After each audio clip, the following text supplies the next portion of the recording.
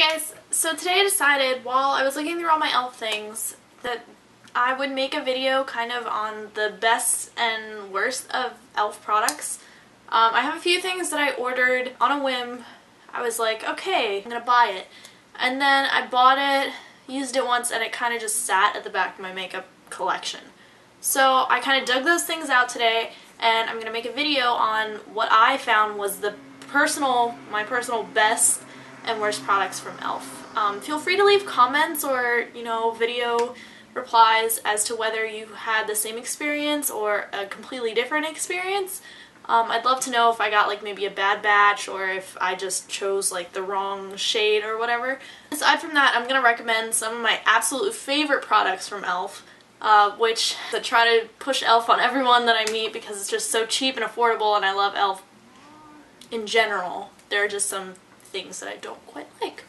So feel free to keep watching this video if you want to find out all those great things. Starting off, there are a few things that I put on my face that doesn't break me out, which I'm actually kind of clear right now, but I have really problem skin. Like, there's nothing that I've tried that will absolutely like always clear my breakouts. So that being said, I try to keep things light on my face. I don't like putting really heavy like foundation, concealer, powder, whatever. So most days I usually wear this e.l.f. tinted moisturizer. It looks like this. It has SPF 20, which is really great because I'm really fair skinned, and I go through like bottles upon bottles of this because I just use it every day, and it works for me. It doesn't break me out or anything, and it's kind of like light to medium coverage. Like, I notice the difference. My skin feels like it's more even toned than usual when I put this on, so this might be a great buy if you're kind of like looking for something to put on but you don't want to use like a full foundation.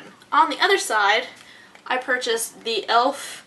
Flawless Finish Foundation, and this is one of my absolute hates. I hate it. I can't stand it. I have tried so many times to get into it, and I'm like, yeah, I'm gonna really love this product, and then I'll hate it, and then like 3 months later I'll have the same mentality, try it again, and I hate it. It has like a really perfumey smell.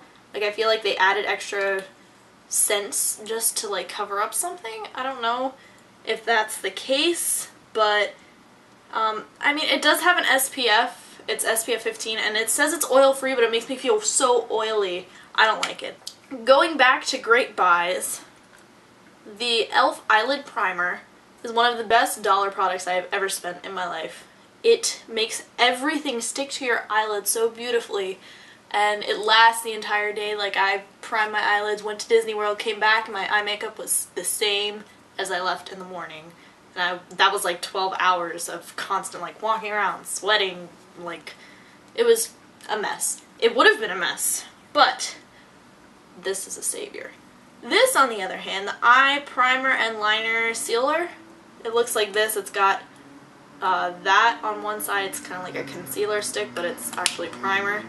And then liner liquidy thing on this side. I don't know. It really... I had seen similar things, so I was like, yeah, I'll try it. I'm not a big fan. I would rather spend $1 on the eyelid primer and buy 3 of these than 1 of these, because I don't really find use for the liner sealer. One thing that I really did love, and will continue to love because I have like 5 shades of it now, is the e.l.f. cream eyeliner. I mentioned in a previous video that I didn't particularly like the Midnight and the coffee, navy blue and brown, but now I've worn the Midnight. I think it might have been just that like top layer of product that I didn't like, because now the Midnight's pretty opaque. Like, I would recommend it, as well as the black. The black I always buy, and it's so great. And even if it dries out, it's only $3, so, I mean, you're not really taking a gamble. And the little brushes that they package with these products are great. Along with that kind of general thing, this came with 4 sets of duos, so I guess that's 8 shadows.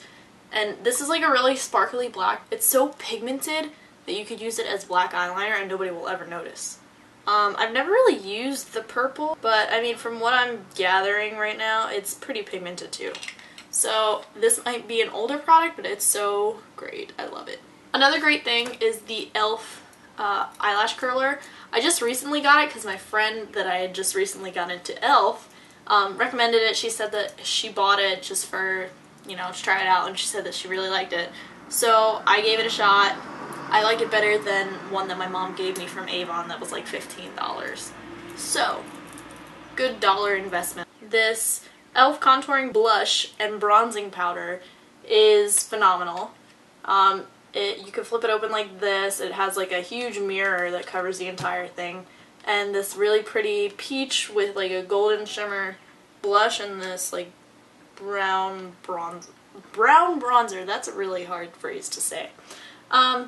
It's been compared to NARS's Orgasm and Laguna, I want to say. I'm not a big into NARS products, but it's been compared to it. Its package is nearly identical. It's really great. The shade is blushed bronzed. How creative. But I don't really think they sell anything other than this, but this is a really great buy. It's only $3. This one has lasted me years. I have a few more disappointments. If you remembered, I did a haul not too long ago on things that I had gotten from e.l.f. that I wanted to try, and I had heard great things about these waterproof eyeliner pens.